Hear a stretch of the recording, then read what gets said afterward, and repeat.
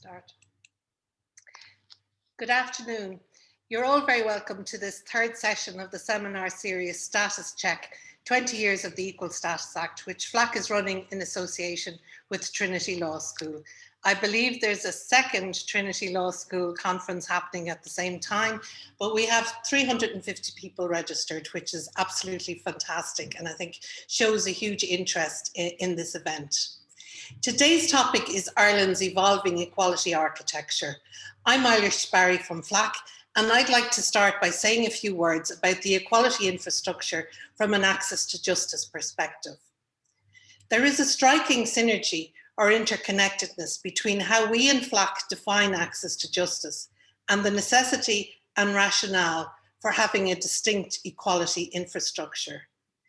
In FLAC's view, access to justice includes a continuum, beginning with access to legal information, then legal advice, then legal representation. But it also includes access to effective remedies and law reform. And all of these very much correlate to the powers and functions that specialised bodies like IHREC have. It is these perceived barriers to access to justice which has led to a number of EU directives requiring member states to establish specialised bodies, which must have specified functions and powers to promote equality and include providing assistance to victims of discrimination. These EU directives also have a very strong focus on effective remedies, which is a key part of access to justice.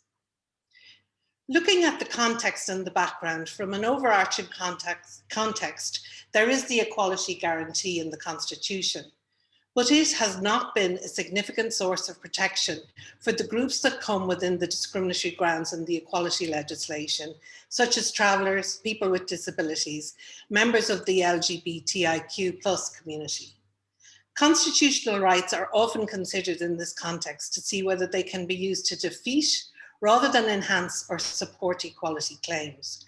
And the courts have regularly subordinated the equality guarantee to other rights in the Constitution, such as property rights, which trumped disability rights in the reference to the Supreme Court of the equality legislation, and freedom of association trumped gender equality in the Portmarnock Golf Club case. On a side note, while the Citizens' Assembly on Gender Equality recently recommended the insertion of a new clause into Article 40 to explicitly refer to gender equality and non-discrimination, I think if this is to happen, it would be important to consider including the other grounds of discrimination named in the equality legislation as well. Related to the poor interpretation of the equality guarantee in constitutional equality claims is what happens when discrimination claims under the Equal Status Act are heard in the superior courts. You may start out with a very strong determination and a good and reasoned outcome before the Workplace Relations Commission in a legislated equality claim, but it is extremely difficult to succeed in any kind of equality claim once these claims end up being adjudicated on in the superior courts, as is illustrated by the recent and very worrying judgment of the High Court on the issue of access to driving licenses for asylum seekers, where the High Court effectively, and in my view incorrectly, expanded greatly the already overbroad exemption given to the state under Section 14 of the Equal Status Act. And it is great that IHREC supported this important case so far. The EU directives, anti-discrimination directives, while far from perfect, have been a far greater source of protection in the area of anti-discrimination.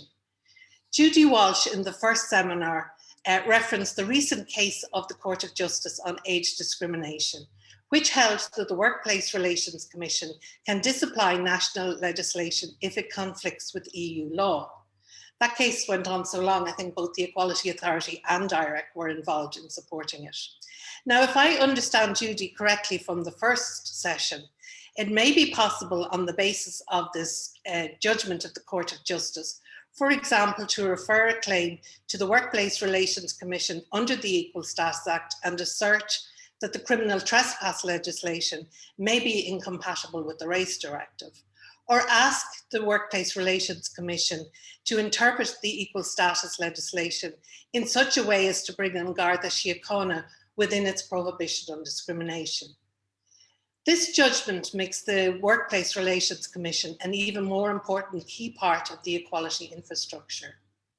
Though we have seen on the first day of these seminars that there are challenges in bringing claims to the Workplace Relations Commission, such as the inaccessible form for referring complaints under the Equal Status Act and the 2-month written notification requirement.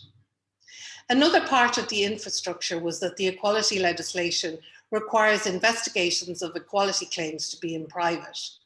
This was an important and valuable feature of the legislation in claims which involve highly personal, intimate and sensitive matters, and in many instances may have been a decisive feature as to whether a claim would proceed or not. However, the recent Supreme Court judgment in Zalewski, if I'm pronouncing that correctly, which is problematic for a number of other reasons, has perhaps added some additional barriers in that equality claims must now be heard in public and the possibility of retaining anonymity has been lost. Another important factor in considering the infrastructure is that the annual reports of the Workplace Relations Commission show that the number of claims being brought to the Workplace Commission under the Equal Status Act are reducing. This worrying fact, together with the weakness of the equality guarantee, the difficulties in bringing claims before the superior courts, the enormous potential and challenges of bringing claims before the Workplace Relations Commission all point to the need for supports in bringing such claims. So what supports are there? A recent report on the absence of legal aid for employment equality claims in Ireland by LLM students in TCD showed that claimants lost over 75% of the cases brought before the WRC before January 2019 and the 31st of January 2021. From January 2018 to the end of January 2021, claimants with professional representation won more than 30% of the cases, and claimants with union representation won 32.6% of their cases. But for those claimants without representation, there was a staggering loss rate of more than 86% before the Workplace Relations Commission. And I'd be very surprised if the figures in relation to claims under the Equal Status Act were not the same or indeed worse. Given those figures, at the same time, it's important to point out that there is no statutory entitlement to legal aid for the majority of claims under the equality legislation. No matter how complex the issue is, no matter how little resources the claimant may have, no matter how much resources the respondent may have, and no matter how important the issue may be for the claimant, bearing in mind that equal status claims may relate to important issues like housing and education. While it is open to the Minister for Justice and Equality to extend the legal aid scheme to the Workplace Relations Commission and the Social Welfare Appeals Office by way of statutory instrument, that has not happened despite the UN Surge Committee making such a recommendation and despite the very strong provisions in the EU Charter on legal aid. While the Legal Aid Board is able to provide legal aid in discrimination claims against licensed premises in the District Court, this is rarely provided. And it is possible to obtain legal aid in respect of an appeal under the Equal Status Act to the Circuit Court or in a gender discrimination claim which commences in the Circuit Court. It is also possible to get legal advice in discrimination claims from the Legal Aid Board, but again, we're not aware of any of that happening to any significant extent. FLAC operates a clinic for the Roma community and has established a Traveller Legal Services, which operates with one legal solicitor. We know from these services and from our telephone information line and from our work with our UCC partners in the Traveller Equality Law and Justice Project and our partners in ENAR, the significant unmet legal need in the area of discrimination claims which our services just cannot meet. We also operate a pro bono referral scheme through PILA, and we know how difficult it is to get private practitioners to take on individual discrimination claims on a pro bono basis.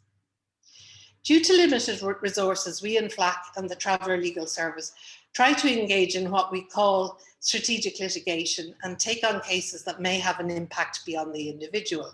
I know when I worked in the Equality Authority that we tried to do that as well, and I understand that IHREC also has a strategic litigation strategy. But this can be problematic. It can be very uncomfortable telling someone that their claim has no added strategic value. And when very little litigation is carried out in a particular area, for example, in relation to Roma or traveller rights, every case has the potential to be strategic. So how do you distinguish? There are other problems with strategic litigation. Good claims will inevitably settle, and the state or local authorities may impose very strict confidentiality clauses, which reduces the strategic benefit of taking the claims and allows the state and or local authorities to continue on as before, which is why the bill on non-disclosures agreement is so interesting and important. It is also why the power of IHREC to institute proceedings is in its own name is so unique and important, as it would be under no pressure or need to settle. My memory is that the Equality Authority used this power twice in instituting a discriminatory advertising claim against Ryanair and also proceedings against Portmarnock Golf Club. From FLAC's perspective, a specialised equality body instituting proceedings in its own name has a significant potential to achieve an effective remedy, which cannot be compromised or ignored.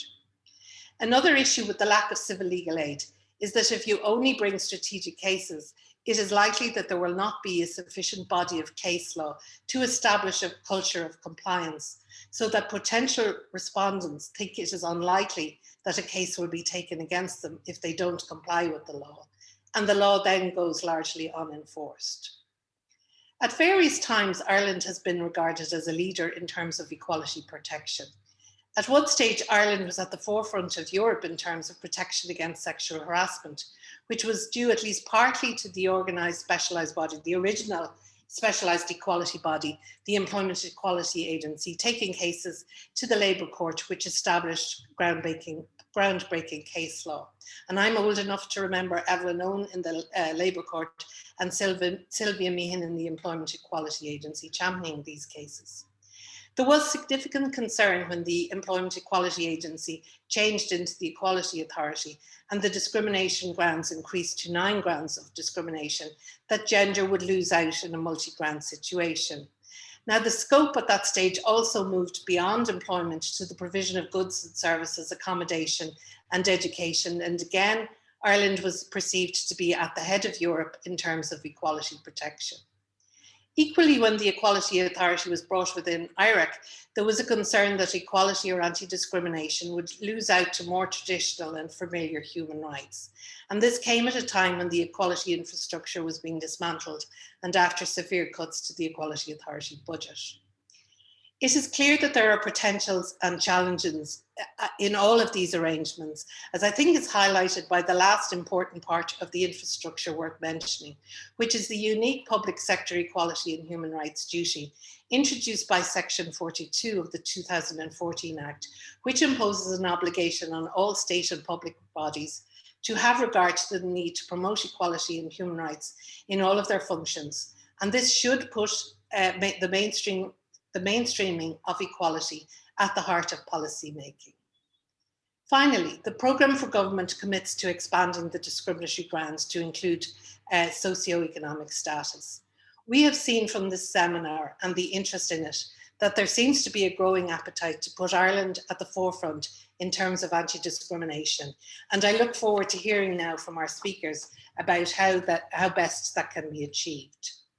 We'll now move to Niall Crowley, who's an independent equality and human rights consultant. He has worked with the Council of Europe and the European Commission in a range of jurisdictions, as well as Equinet, the European network of equality bodies. He's co-founder of Values Lab, and more recently his work has focused on supporting a values-led implementation of the public sector equality and human rights duty. Prior to that, he was CEO of the Equality Authority, and before that, he was with Pave Point. He is the author of a number of books, including An Ambition for Equality and Empty Promises, Bringing the Equality Authority to Heel, but more recently he's engaged in fiction and short stories. It was a great pleasure and privilege for me to work with Niall in the Equality Authority, and looking back on it, we had a lot of fun at that stage. I'll hand you over to Niall now. Thanks very much, Eilis. And while you might be old enough to remember Sylvia Meehan and Evelyn Owen and the work that they did, I'm equally old enough to remember Eilish Barry and the great work she did in the Ryanair case and the Portmarnock Golf Club case that you mentioned, which were hugely important, both in terms of litigation, but also in terms of national debate on these issues. So great to be with you again, Eilish. Turning then to the topic of the day, the equality architecture, I'd start by saying in the field of equality policy, I think we're all too accustomed to the ambition in policy made not being matched by the ambition in policy actually being implemented. It's a significant gap, as positive policy developments end up making little impact on the situation of those experiencing inequality. Equality legislation stands out for having a different potential in this regard, with its provisions for a dedicated equality architecture. This equality architecture has a potential not only to drive implementation of equality legislation, but also to champion the societal standards inherent in such legislation, and to underpin the ambition it reflects for achieving change in the situation and experience of groups subject to inequality. Our equality architecture has evolved from a single mandate equality authority and equality tribunal to the current arrangement of a multi-mandate Irish Human Rights and Equality Commission and Workplace Relations Commission. In this presentation, I'm going to draw from a number of key European level documents, which I think provide an overarching frame for examination of this equality architecture that goes beyond the previous singular concern with independence in addressing equality bodies through, I think, a more useful frame that encompasses independence alongside effectiveness and accessibility. And this frame has recently been established in the standards adopted for equality bodies at European level by the Council of Europe in 2017 and the European Commission in 2019. Going back a bit before that, though, a 2010 study of equality bodies commissioned by the European Commission valuably concluded that equality bodies were necessary and valuable institutions for social change. It established that equality bodies were challenged to function with such an ambition if they are to respond adequately to the scale of discrimination, of underreporting of discrimination, and of inequality in society. Equinet, in its 2013 publication on indicators to measure the impact of equality bodies, established 3 levels of social change to be pursued by equality bodies. There was the individual level, impacting on the situation and experience of people subjected to discrimination, which is achieved through equality body litigation and provision of information, advice, and legal support. There's the institutional level, impacting on organizational systems of employers and service providers, and on policy-making systems of public authorities to better realize equality outcomes, which is achieved through equality body litigation, policy advice, and promotion of good practice models. And then finally, at the societal level, impacting on public attitudes and public discourse to secure a public valuing of equality and diversity, which is achieved through equality body communications that engage values of dignity and inclusion in public discourse, and research that builds a necessary knowledge base. And I suppose this focus on social change provided an early frame through which to view, understand, and assess the potential and achievement of equality bodies. Equinet has put this frame to sustained use in extracting learning from the work of equality bodies and in enabling peer support between equality bodies. However, it's not clear that any such reflective mode or even evaluation has evolved at national level in equality bodies to review, learn from, and evolve their work. The review of equality bodies published in 2018 by the European Commission identified that only 10 out of the 43 equality bodies reviewed had engaged in any form of evaluation. Turning then to the standards, the Council of Europe and the European Commission standards for equality bodies. These are concerned with the conditions for independence, effectiveness, and accessibility created for equality bodies by the national authorities, and by the conditions created by the equality bodies themselves for this independence, effectiveness, and accessibility. These standards have further evolved the frame through which we can review and assess the potential of and challenges to our equality architecture. And I'm going to pick up 3 themes in this presentation from this frame that seem to me to present challenges for all of us here in the Irish context. Themes of multi-mandate bodies, of litigation and enforcement, and of engagement with civil society. With regard to the first area of challenge, the benchmarking review of 2018, which provided the benchmark for the European Commission and the Council of Europe standards for equality bodies, identified the establishment of multi-mandate bodies as an emerging trend, finding 14 equality bodies from the 43 reviewed that were multi-mandate bodies, including here in Ireland. These multi-mandate bodies had an equality mandate alongside other mandates, such as a human rights mandate and an ombudsperson mandate. The European Commission standard reflects a concern at this development in recommending that multi-mandate bodies have an internal infrastructure to ensure focus on their equality mandate. The Council of Europe standard identifies that there are challenges for multi-mandate bodies, given that each mandate comes with its own tradition, its own approach, and its own objectives. It emphasised that multi-mandate settings for equality bodies should only be pursued where this does not weaken the equality mandate. And it recommended action by multi-mandate bodies to establish governance and management structures that ensure leadership for and visibility of this equality mandate, and to allocate appropriate human and financial resources for its implementation. By way of an aside, this standard notes the importance of featuring equality in the actual name of the multi-mandate body, a message of some importance for our Workplace Relations Commission, whose name provides no hint of its equality mandate, particularly when it comes to the Equal Status Acts. The experience of multi-mandate bodies across Europe is that the human rights mandate ends up dominating the equality mandate in terms of visibility and in terms of investment of resources. The equality mandate gets reduced to a concern for non-discrimination, a focus it shares with the human rights mandate, rather than a more ambitious focus on the achievement of full equality in practice, to use the language of the EU Equal Treatment Directives. The 2018 review of equality bodies identified the need for an active engagement of the equality mandate in multi-mandate bodies to address these concerns. It found no such active management in 7 out of the 14 multi-mandate bodies identified, including Ireland. Issues of lack of visibility for the equality mandate or limited use of the equality mandate competences are found in these bodies as a result. The good practices in the active management of different mandates by multi-mandate bodies identified in this 2018 review included a specific leadership and governance structure for the equality mandate established within the body, a separate staff unit and dedicated budgetary resources to implement the equality mandate, in particular its work on litigation, and specific steps to ensure a public visibility for the equality mandate itself. Such approaches are silo-based and therefore are limited in achieving actual gains from the multi-mandate context for the equality mandate. However, such a silo-based approach is a vital safeguard for the equality mandate in the absence of any thinking on or models for how to effectively integrate the human rights mandate with the equality mandate to the mutual gain of each of them. Models for an integration of these mandates demand our urgent attention and development, both in Ireland and beyond, if such bodies are to be effective in implementing their equality mandate. In the absence of such models, specific leadership and human and financial resources for the equality mandate are required in these bodies. Turning then to the second area of challenge, litigation. The standards emphasise the central importance of this litigation function of equality bodies for the full implementation of equality legislation. The European Commission standard has a dedicated section on independent assistance to victims of discrimination. The Council of Europe standard identifies and sets standards in relation to a specific support and litigation function for equality bodies. This support and litigation function is vital in a context where there are so few other actors in place with the resources and standing to play such a role. There's a concern noted in the 2018 review at inadequate levels of support and litigation by equality bodies.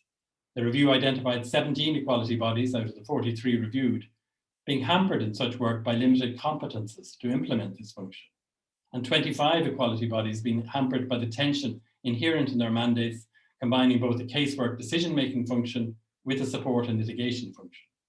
Alongside this, the review identified a further 8 equality bodies, including in Ireland, that had not used their support and litigation powers to a significant extent. Limited litigation is often justified by equality bodies in terms of the imperative to engage in strategic litigation, using the resources available to generate the case law that gives new clarity to legislative provisions. However, while this is important, the Council of Europe standard emphasises that strategic litigation should also include for a critical mass of casework to be pursued on each of the different grounds covered at a level sufficient to motivate employers and service providers to respect their obligations. This focus on a critical mass of litigation by equality bodies is key to the social change purpose of equality bodies. It builds confidence across the grounds in the legislation as a means of challenging experiences of discrimination. It supports a culture of compliance among employers and service providers that stimulates respect for the legislation and their policies, procedures and practices, and Eilis made reference to that. It underpins a public discourse supportive of action for equality and against discrimination through the publicity surrounding this casework. An accessible venue for hearing and deciding on cases under the equality legislation is also important in ensuring a critical mass of casework. The Workplace Relations Commission is increasingly challenged to live up to such a standard. In such a context, the FLAC proposal for a statutory entitlement to legal aid to be implemented for claims under the equality legislation becomes an absolute imperative. The third and final area of challenge I will address relates to civil society. The European Commission standard recommends that member states should enable equality bodies to cooperate with civil society. The Council of Europe standard recommends that equality bodies build a continuous dialogue with groups experiencing discrimination and intolerance and their representative organisations, and organisations working more generally on equality and human rights issues. This is essentially a form of mutual education, in that the equality body is made aware of the issues facing these groups, and these groups are made aware of the support available from and the work of the equality body. But the Council of Europe standard goes further in recommending that equality bodies should put in place structures for sustained involvement and contribution of stakeholders, in particular civil society organisations, in the planning and work of the equality body itself. It notes that a valuable tool for this is the establishment of an advisory committee with a membership drawn from these organisations.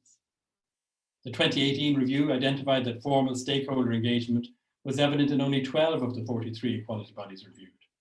This engagement took a range of forms, including joint initiatives by equality bodies with stakeholders, the use of stakeholder engagement as a working method for equality bodies, and equality bodies acting as a hub around which stakeholders are engaged.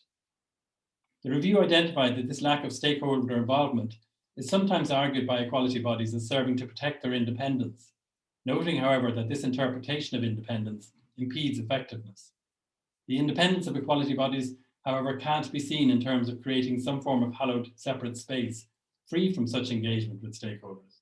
Rather, it should be seen as shaping the approach of the equality body to stakeholders and managing the relationships required to be effective in this. In conclusion, I would add that this debate on independence, effectiveness, and accessibility of equality bodies poses specific challenges to civil society.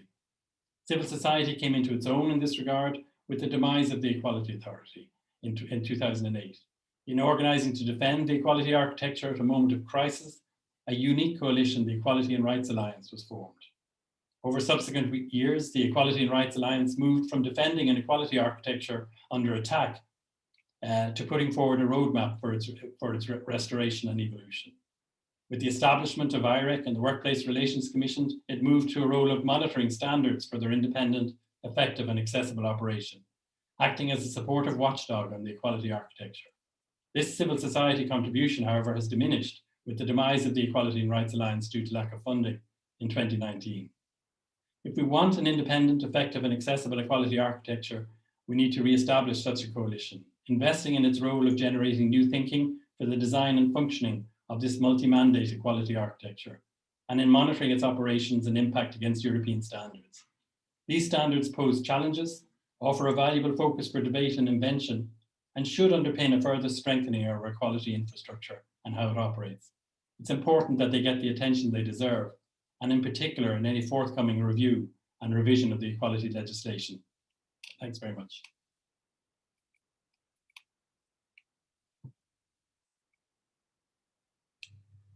Thanks very much, Niall. We'll now move to Chief Commissioner Sinéad Gibney, who leads the Irish Human Rights and Equality Commission in its mission to build a just and inclusive society that protects and promotes human rights and equality. She is driven by equality, people's inherent dignity, and a passion to make society work for those among us with the most acute and complex needs. Sinéad was the inaugural director of the Commission, bringing together the former legacy bodies in the merger period and building up the organisation in terms of teams, facilities, planning and structure. Prior to this, she built and led Google Ireland's corporate social responsibility function, Social Action. Sinéad. Thanks so much, Eilis, and thanks to you both for your contributions. I think the series is such a well-timed and very welcome series of seminars from FLAC, so thank you for running it. I think it's just such an important moment for us all who occupy this space within equality law to reflect on the legislation and to really mark our vision for what it should look like going forward. I'm going to talk today about IHREC as an institution, as an equality body, and as part of the equality law infrastructure that we're focusing on today, as well as drilling down then into some of our specific powers. I'll touch briefly on the WRC and civil society, as the other speakers have, and then I want to make some broader comments on the wider equality legislation picture. Looking forward to what can be improved, knowing obviously that the Minister has committed to this equality legislation review, and then commenting also on the wider policy context, and Niall has referenced some of that already, because obviously any such review needs to be considered within that.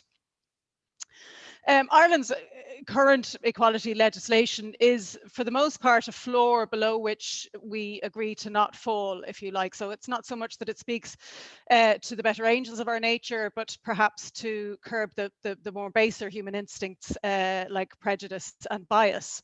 And that's not to detract from the fact that both of the acts, the Employment Equality Act and the Equal Status Act, were viewed at their time of initiation as quite radical when they were first introduced, and still have the potential to be liberally interpreted by the courts. But what then is the role of the rest of the equality architecture, the institutions which uphold equality and champion it, like ourselves in IHREC, or those where the rights can be vindicated, such as the courts or the WRC? It's 7 years since the Equality Authority and the Irish Human Rights Commission were formally merged. And although a new organisation with our own legislation was established, we didn't emerge from a blank slate. The Equality Authority had existed for 15 years and the IHREC for 14 years prior to the merger. So although we carry, although we have our own identity as that merged institution, I like to think that we carry the legacy of both of those bodies with us. So I describe us really as a 20-year-old institution, if you like. But it's important to talk about that merger and talk about what that means in terms of advantages and challenges of carrying that merged institution, that merged statutory mandate of equality and human rights, and obviously Niall has alluded to some of this already. This integrated approach, where the function of IHREC is, as you've heard, to protect and promote human rights and equality, to encourage the development of a culture of respect for human rights, equality and intercultural understanding, and to promote understanding and awareness of the importance of human rights and equality in the state. And it carries with it that advantage of the combination of human rights and equality and progressing within both. So for example, within our legal work, it allows the construction of cases where both human rights and equality violations have occurred. And it allows for a more expansive approach to challenging discrimination, moving beyond the limitations of the existing grounds or the need to have an exact comparator. And I know that was touched upon in the first of this series. So for example, IHREC, and we've already heard mention of this case, IHREC has challenged discriminatory regulations which preclude asylum seekers from applying for a driver license, both at the WRC and also through the use of our amicus curiae role in the High Court, where the issue is being argued through the prism of constitutional law, the European Convention on Human Rights and EU law. Similarly, our amicus intervention in the Nano Nagle case, which was an employment case dealing with reasonable accommodation, that drew on the UN's CRPD in the interpretation of the EU Employment Framework Directive. So we see that combination coming through in those examples. And of course, as a merged institution, we retain certain functions of the legacy institutions. And I want to just run through at a very high level some of those as they relate to equality. So we have the provision of information to the public about their rights under equality legislation. We provide legal assistance granted to individuals under Section 40. And as Eilis referenced, this is where we believe there is a strategic public interest in that case. And most of those cases in practice have been granted in cases dealing with discrimination. We've undertaken significant national public awareness campaigns, most recently promoting the rights of people with disabilities and challenging racism. And that's a space that's notable for the absence of other public bodies. We've sought to progress longer term structural change through engagement with some central government agencies like DEEPR and the CSO on equality budgeting and equality data, and we have seen some gains in that area. We've used our research function to gather evidence on discrimination, both established discrimination and some of the more emerging patterns that we see. We've worked closely with public bodies to look at the implementation of the public sector equality and human rights duty. And I'm going to go into a bit more depth in the duty shortly.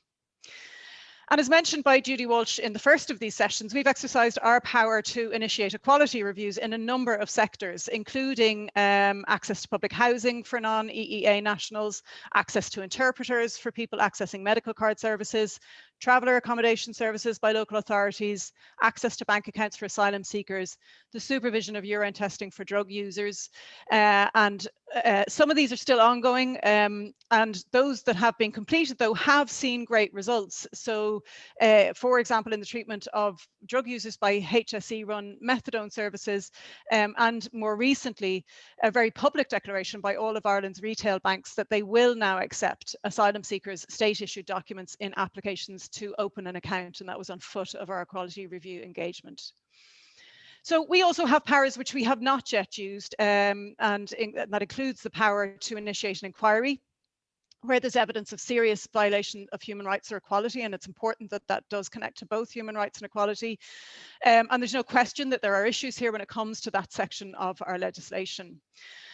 And some of the other challenges, real or perceived, I'd like to address now, of merging a national equality body and a national human rights institution. They are different traditions, as Niall mentioned. They are compatible, though, and I believe they are complementary.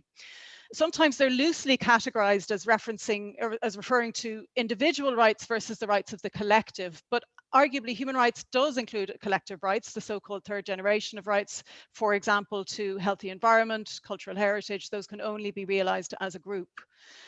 And IHREC focuses on the indivisibility of rights in all of our reporting areas, in our amicus curiae work, in our legislative review. But since our establishments, and I've just referenced one of them, we have identified ways in which our legislation could be strengthened and reformed to be more effective in the use of our powers, and that is something we will continue to keep under review. It's also worth noting that as Ireland's national equality body, despite being the sum of two institutions, IHREC is now only as large as the Equality Authority with its single mandate was before the crash of 2008. And also, while general awareness of IHREC as a new institution among the public is improving, and we have data to back that up, we do have to ask ourselves why the Citizens' Assembly recently saw fit to make a recommendation to establish a new body specifically tasked with tackling gender inequality. And in that recommendation, it referenced a very broad mandate. It cited the broad mandate of IHREC as part of its rationale, but yet this is precisely the core function of a national equality body. So those are some of the kind of, I suppose, opportunities and challenges that we see as emerged institutions. So I want to touch now on the remaining elements of the equality architecture, which are the WRC and civil society as we see them. So when it comes to institutions which facilitate the vindication of equality rights, obviously the Workplace Relations Commission is a critical part of that. And Niall also already referenced this, but I just want to touch on it as well, because when the Equality Tribunal was subsumed into the WRC, it resulted in what I would see as poor branding, where for those of us within this sector, who work in equality law, it's very clear to us intuitively what the Workplace Relations Commission does. But for members of the public, those words do not capture the broader discriminatory equality issues that they face. So I think that really has to be looked at in terms of a good communication improvement that we could see. Given the sensitivity involved in a lot of cases about discrimination that go to the heart of a person's identity, it's positive that there is this less formal, less adversarial and more private tribunal system which can hear cases. But of course, as we've heard, the Zalewski judgment will change that for some people. And we do think it's important that people should have the right not to have their name published if that is a ruling made by the tribunal. And we would also agree that while it's good to have a less formal tribunal system, important constitutional principles about the administration of justice apply, and we hope to see legislation which will allow for the administration of votes at the WRC without any further delay. And finally, as we've heard again from both speakers, access to justice takes money. Hearings before the WRC or the Labour Court do not qualify for civil legal aid as it stands. And even in a less adversarial system, it does raise the question of an equality of arms if the other party, which can be a public or private body, can afford legal representation. And in terms of civil society, I would say that the Commission has really built on the legacy of engagement of the previous bodies with civil society. And we recognise that while we have this distinct role to play in advancing human rights and equality, that we are part of that wider ecosystem which works towards achieving a more just and inclusive society. Civil society organisations like FLAC and many others, they make a vital contribution to informing and shaping our work as a Commission and to the broader equality landscape. And I believe our grant scheme has aimed to support this among many other goals. So I want to take a bit of a dive now into the public sector duty and to talk more a little about that as really what we see as a critical forward-facing power in this space. So for those who aren't familiar, and I'm sure most of you are, but the public sector duty is a significant development in equality and human rights law. It is a positive statutory obligation on public bodies in the performance of their functions, and it marks a shift from what we see as a pure anti-discrimination focus to a focus on promoting equality of opportunity and equality of outcomes. It means that public bodies don't only take action when a complaint is made against them, but they are proactive in compliance with equality and human rights in a transparent and in an accountable way. There's a couple of things to call out, I suppose, as quite unique to this jurisdiction. So within Europe, its focus on equality and human rights does make our public sector duty different, and it gives us scope to look beyond the confines of the equality grounds and look at issues, look at other issues such as, for example, those affecting poverty and social exclusion. And the fact that it applies to both public sector staff and service users is a really key strength that we wanted to call out as well. And I think it's really important, as I say, to think about this as the future direction of equality legislation in Ireland, which needs to be focused on proactive compliance by public bodies and by private entities with regards to equality and human rights. And really, the public sector duty is core to this. It places the burden on the state regarding compliance rather than placing the burden on individuals who might be in vulnerable situations to challenge discrimination and to seek vindication of their own rights. And we heard this sentiment echoed in the first seminar of this series, I thought, quite clearly. The duty speaks to the state's obligations to respect, protect and fulfil equality and human rights for all residents in Ireland. It can be an assistance to public bodies in its adherence to these standards in a systematic way in their daily work. And it provides a motivation for public bodies to really tool up in all levels of the organisation in terms of equality and human rights, because that is essentially what it needs to do to meet the requirements of Section 42. But nonetheless, the public sector duty is not without flaws, and we would like to call out, I suppose I'd like to call out a few ways in which it can be strengthened. So one of the things that we are really pushing for is central government ownership and leadership of the duty, and we think that this would really greatly facilitate the implementation. So what we hear back from public bodies is that they see this as a statutory obligation to assess, address and report to meet their Section 42 requirements, and without that central government input, they don't have they're not compelled to do so. We also believe that it needs to be stitched into all governance arrangements, procurement, human resources, regulatory oversight, budgetary and so on, and into the new public sector reform agenda. It also should result in ongoing consultation. In time as well, there should be a review of Section 42 under Section 42 subsection 7, and that will happen at the right time. And Section 2 of the IHREC Act could also potentially be reviewed with a view to extending the definition of a public sector body. So at the moment it is limited, but we would like to see it extended to those in receipt of public funds, which would then incorporate schools, hospitals and nursing homes and so on. So I'm running up against time, so I just want to make a final few comments around the broader picture of equality legislation and some of the policy imperatives around it. So obviously we are at this milestone, this 20-year milestone, and we've seen the evolution of both the laws and the case law alongside it. Eilis mentioned the most recent NDA bill going through the Seanad at the moment, and we've obviously seen a plethora of other amendments to the Acts over the last 20 years. And this parallel development of case law stemming mostly from the WRC. The equality architecture obviously has evolved in that time as well, and that includes our own establishment and powers and the development of our powers. But we do see challenges going forward. And I really want to hammer home this point that I've mentioned already, that what we need to be working towards is this model which seeks to identify, mitigate and respond to equality issues before they arise and before that damage is done. So one of the examples that I would cite is the recent asylum seeker case looking for a driver's license. The WRC in that case found that the rejection had amounted to discrimination, awarded the 5,000 compensation, but then at the High Court that was overturned. And the result is that the individual in this case still does not have that driver's license. So I'm just going to list off just very quickly some of the other areas where we would like to see some changes. The Intoxicating Liquor Act, which has obviously been treated within the district court, bringing huge limitations. Also around intersectionality of complaints. So obviously complaints can be referred on several grounds and found on several grounds, but unfortunately that cap of 15,000 still applies, and that needs to be addressed.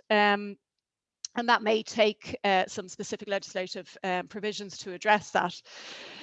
So if we're looking ahead to the next 20 years, if you like, I think it's important to encourage government to consider not just the grounds, and the seminar last week obviously touched on this in depth, but really to look at the broader picture of the equality legislation and how effective it's been. So strengthening those specific grounds, absolutely, and we have established our position on the socioeconomic ground as well as gender identity, but also around access to redress, a comprehensive and resourced system of legal aid, looking at that intersectional piece, and also engaging with inequality and discrimination in digital spheres. We need to look at hate speech, the digital divide, AI, and automated decision making, and so on.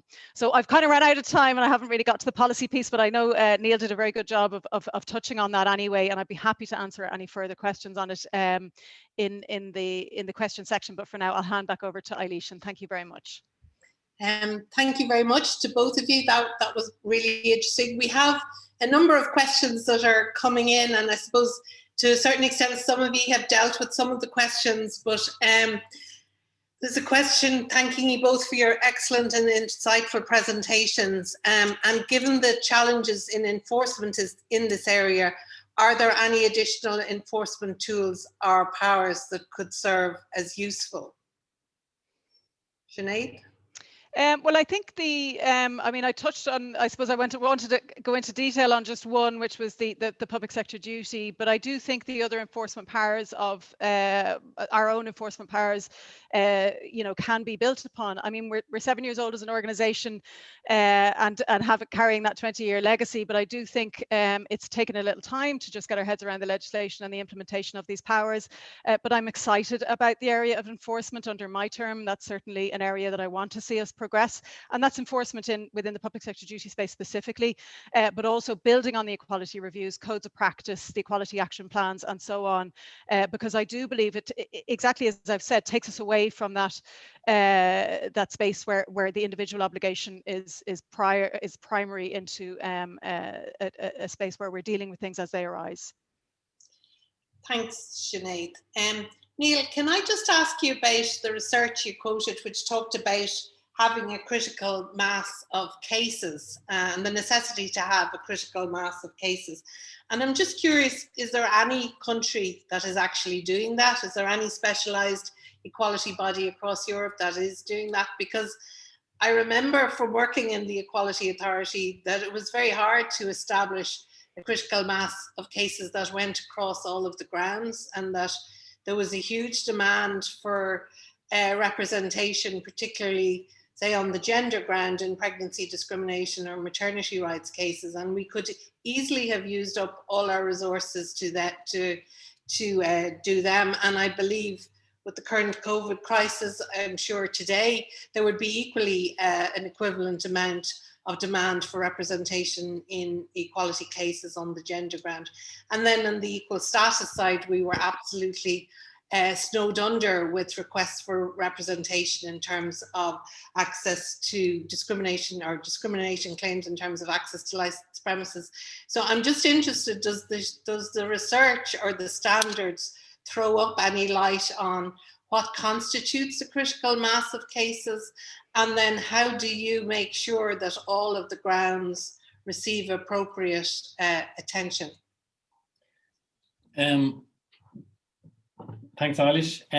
The critical mass reference is in the Council of Europe standards, and it's not clarified. All right, it's in a wider definition of strategic litigation and what strategic litigation should encompass. All right, but I think it did capture, from my knowledge of the debates at the time, a concern at dropping rates of litigation across equality bodies and you know, across Europe at the time for various reasons. Sometimes resources, sometimes lack of powers, sometimes strategy, and I suppose I'd challenge that one. And then sometimes pressure that at the time there were bodies that had taken significant levels of casework, but suddenly found themselves in difficulties with the national authorities. France being one example in that regard. So that's the issue. I think, yeah, we could do further work on what do we mean by critical mass. We certainly know it means more. There's no doubt about that. And I think Sinead's commitment to litigation is really positive to hear in that regard, and very, I think, very, very important. But I think, yeah, we do need to dig into it. I do remember in the past we dug into particular barriers facing grounds, like the sexual orientation ground was particularly difficult for people to come forward under, and looked at ways of mitigating those barriers. All right, but yeah, I think it's a bit like multi-mandate bodies. It's a theme that merits further debate. It's a theme that merits a bit of invention, and it's a theme that merits ongoing dialogue in its own right. Critical mass, yeah. Okay, thanks, Niall. Sinead, one of the questions asked, what are the biggest challenges post-COVID facing IHREC? And I know we in FLAC have been absolutely overwhelmed on our telephone information line with requests for basic legal information and advice. So I'm just curious what the challenges ye have faced as a result of COVID. And Niall, has there been research or guidance across Europe on responding, on equality bodies responding to COVID? Yeah, I mean, I think what we faced as an organisation, like any other organisation from an operational perspective, obviously it's been very challenging, and particularly with a lot of new staff starting during this period. In terms of our work and how we've engaged on it, I mean, we've obviously kept a monitor on the civil liberties implication of the emergency powers, and that's something we're actually back in the Oireachtas on Tuesday to provide evidence on that. And it has been problematic. There's been a blurring of lines in state powers, but it also exposed the lack of scrutiny, the lack of equality and human rights oversight of lawmaking within the state.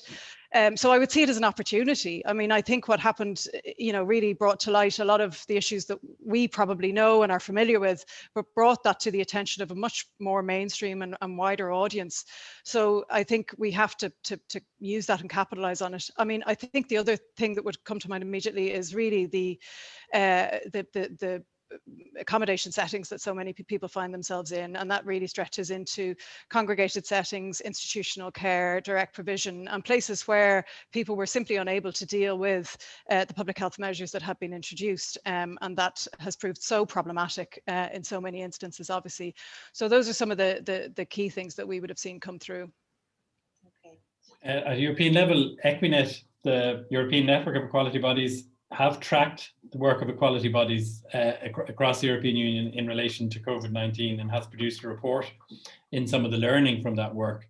And it showed, I think, a huge amount of effort in dealing with some of the issues that Sinead raises, I think, in terms of the impact of the management of the pandemic on particular groups covered by the legislation, and the fact that impact was particularly difficult, I suppose, but also the inequalities that it exposed and the particular barriers that it put in their way.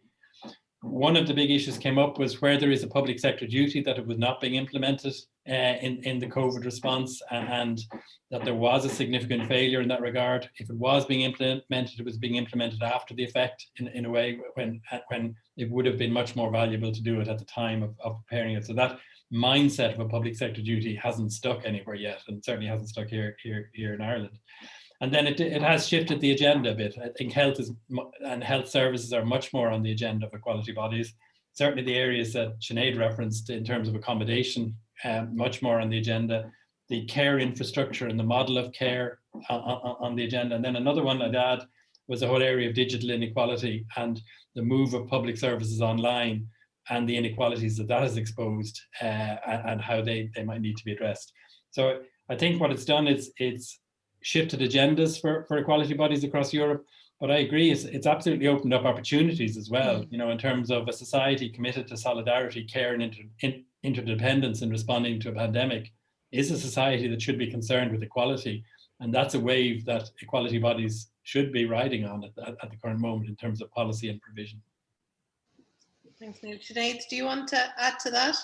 Well, I mean, I don't think I've anything to add except exactly that sentiment. We need to capitalise on this. We need to build on it. But I do have a question for both of you, actually, if I may sneak one in with 2 minutes to go. I was just curious to hear your reflections given the recent decision by the Portmarnock Golf Club to change its policy. It must have been an emotional moment for you both. I don't know how much you'd like to say on it, but I'd love to hear your thoughts.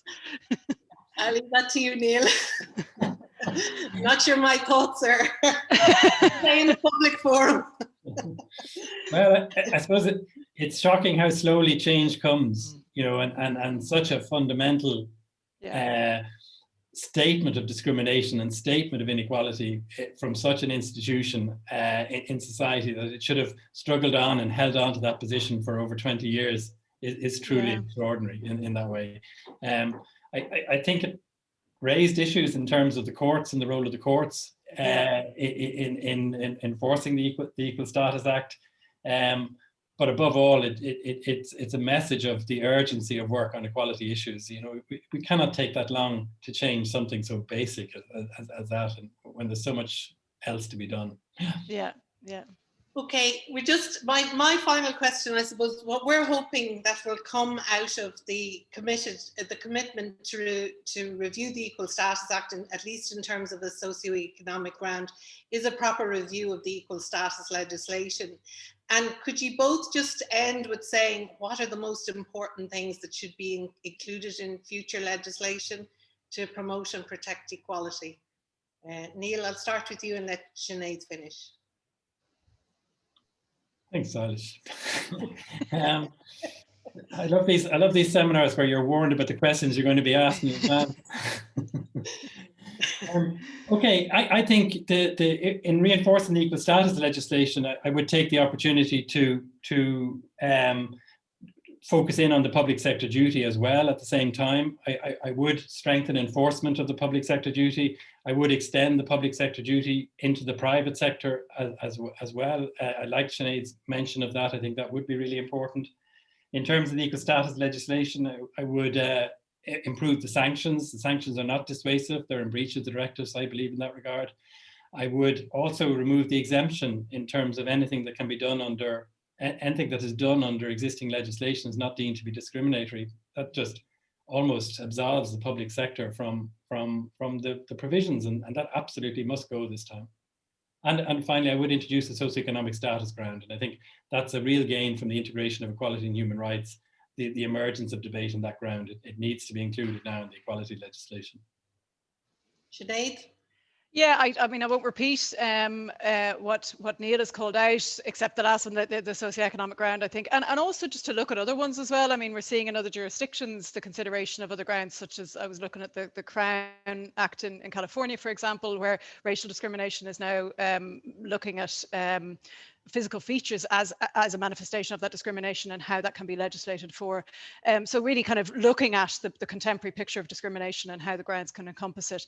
But again, just making sure that the government doesn't just fall into that trap of looking at the grounds themselves, but also about the effectiveness of the law more generally. So I do think that cumulative intersectional issue needs to be dealt with. It needs to be,